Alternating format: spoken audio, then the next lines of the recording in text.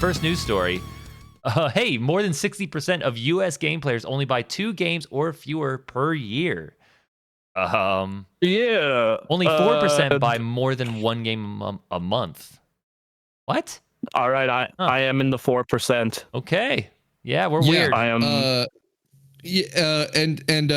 There was a poll done by Matt Piscatella, I believe, during this process, where his entire audience, at least was it him?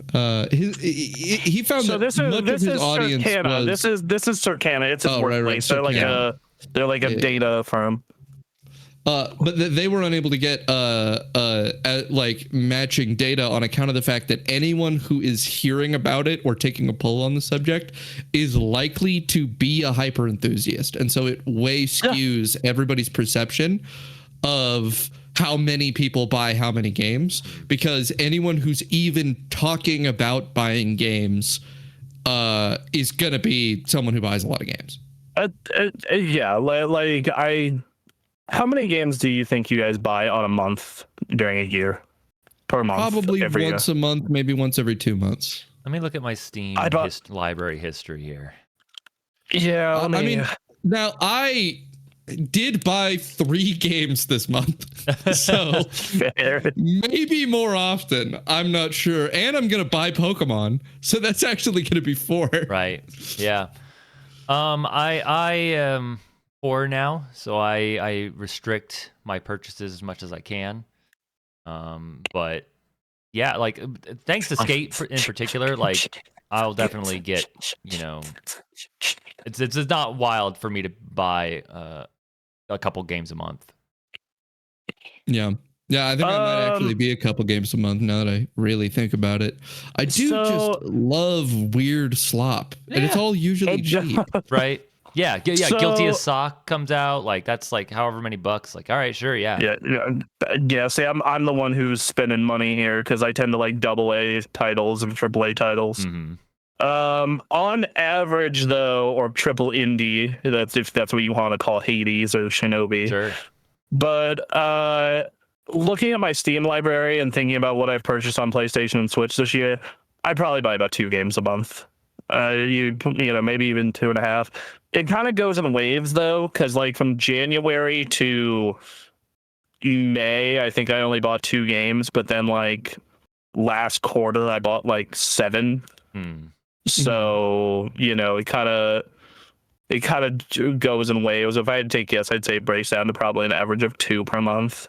Okay. Yeah. So I'm looking at my recent purchases, and I think I probably actually have way underestimated how many games I buy a month. I probably buy like 2 or 3 games a month. Yeah. And then, but they're all cheap games. Right. And so I average to about 1 AAA game a month worth of purchases. And that, because like the average cost of all these things I'm looking at is like $20. Mm-hmm.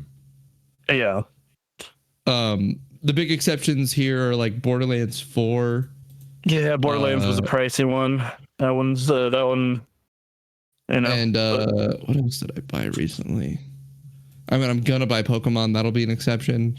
But yeah, the vast majority of everything else is just like super cheap games. Like, 7 Days to Die was a thing I bought like 2 months ago. That was like a full 60. That was a bad purchase. Looking at my Steam library, it bounces a lot because like Hades was like $25, but then you have like Metal Gear that was 70, and then you have like Tony Hawk, which was 50, and then Mirage Feathers, which was like 4. So it you know, for me it just varies too much. If I had to take a guess, I'd probably average 50 to 60 per purchase. You know. That would be my guess. I'd say my average purchase is like $20, but I'm a niche gamer. Right. Yeah, you're doing some really interesting things over there.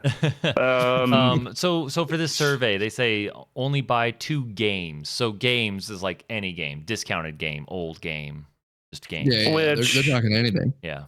Which, I mean, the Steam audience then is probably not people who answered this survey, because every time there's a Steam sale. Yeah, like everyone I know who has an active Steam account and uses it fairly often, every time there's a Steam sale, they buy like anywhere from 1 to like 7 games. Right. I mean, the study here is clearly done like blind random pop. Like they're taking a random sampling of the population to normalize the data.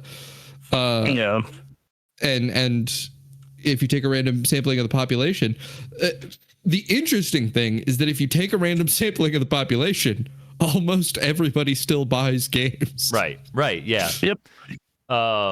Absolutely. Yep. But so then is the definition of gaming like mobile gaming? Because in that case, like the kind of people who are like mobile gaming are like looking for one game that they will enjoy, and they will write it. People are still playing Subway Surfers, man. Well, I think an important statistic they bring up here is that in another report by ComScore last year, they found that 82% of American video game players have made in-game purchases in the past 12 months. Well, I definitely think that's a big part of this 33% of people who buy a game less than one a year because they're just knee deep in a live service game. Right. Like they're playing COD or Helldivers or whatever it is, and they're just deep diving their live service game. Yeah, which makes sense. Yeah, I wish I could be those fucking people, man. I know, right? It would be so simple. It's so cheap. It sounds so cheap and nice. Like instead, my brain is like, I want variety, lots of variety. I question how much of the video game playing audience is playing live service. A lot. Okay, go ahead. So one thing I know from MMOs is that the big problem with MMOs as a genre right now is, and something that anyone who talks about it from these companies acknowledges, is that MMOs is actually a really niche genre.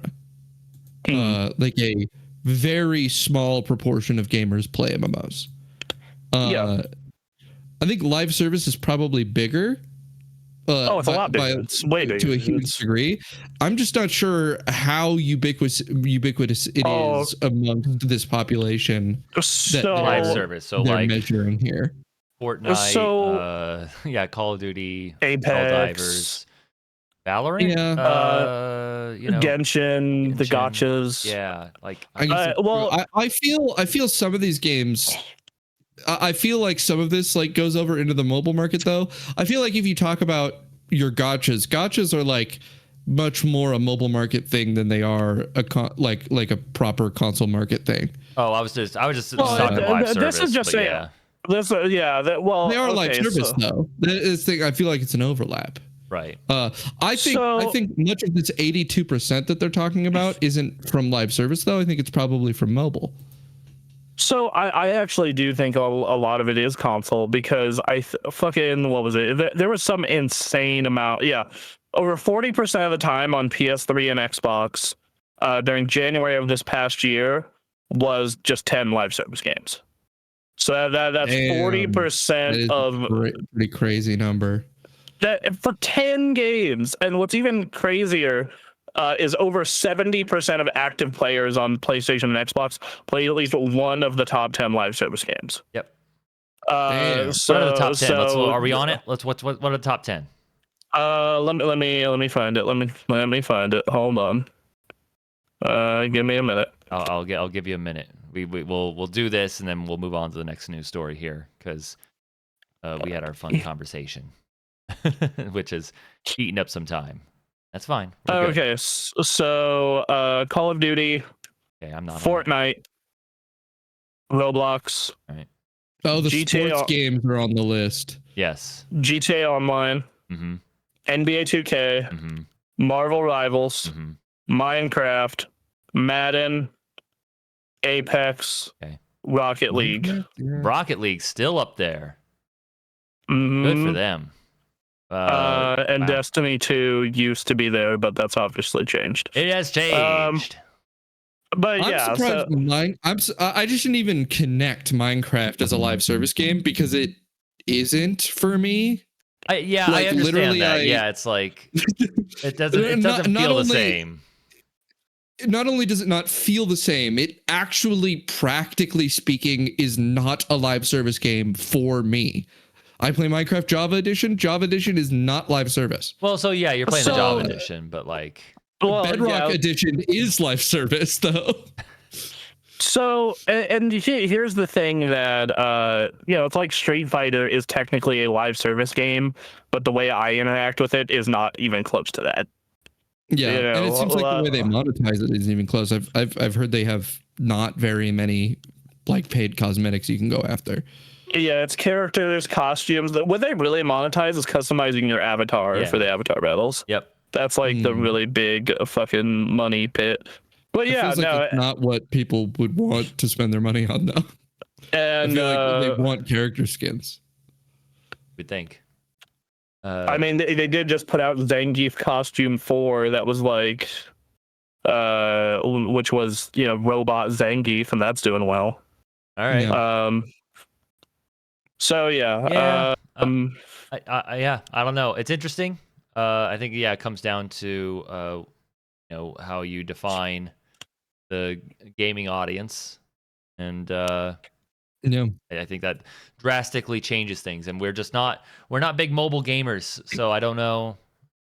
It feels like it's all part of the gaming market, but I don't really know what's going on over there. So there's a veiled wall of mist between us and the casual market that we can't truly see through. Just can't do it. I don't think that, even when I do play on mobile, I don't think the casual mobile market is playing Tekken. Sure. Right. Exactly. Yep. So. All right. So that's that news story. But you know what? Apparently everybody is playing. What is everyone playing? For our next story. Oh. The Nintendo Switch 2.